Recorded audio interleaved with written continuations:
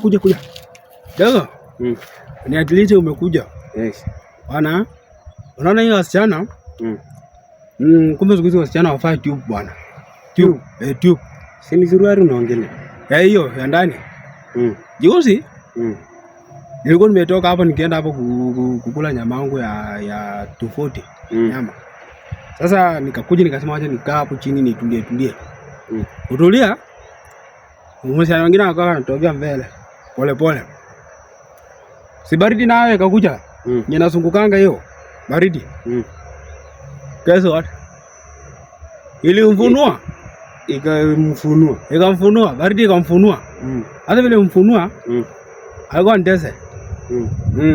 Achoka kumsaidia. Hakuna kumsaidia hapo. Mimi nilikuwa nimefunga macho. Kwa baridi ilikuwa inakuja. Hayo nataka kusema niliona aje? Acho kuona. Pia hadi kuona. Niliona wivu.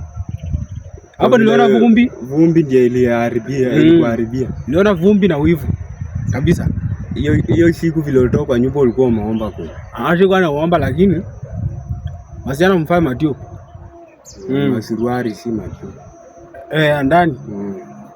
Hiyo iko mnaweza kuwa na pancha, mnaweza pata slow pancha. Pancha iko. Iko sawa. Unaweza enda.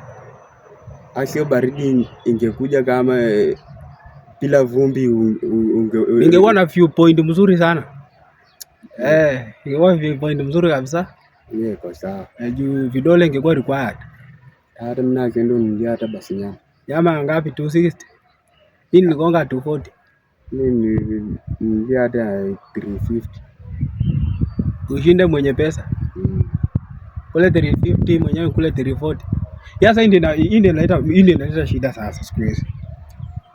Kama sasa hivi tunaongelea mambo ya uchumi, unataka wewe ukule pesa mingi kuliko mwenye anaendesha uchumi. Hivyo ndio iko. Haiwezi. Unajua haiwezi. Mtu mwenye anaendesha uchumi ajui uchungu. Wenye wanatafuta ni hao wenye wanaosikia uchungu. Sasa ukule pesa mingi aendeshe uchumi na pesa kidogo. Si ndio? Hiyo ni story za serikali ya kunwasi. Haiwezekani. Andika hii. Unaona? Jiuliza. Unajua lesbian ya Kimbawa hawezi kunja ngumi. Vidole ziko required. Hii nayo andika chini. Andika tu. Hii ni baba odosi. Kwa sababu basi enda ningie mkata hapo basi ya 70 kama hii ya 300 Iko sawa. Tutapatana.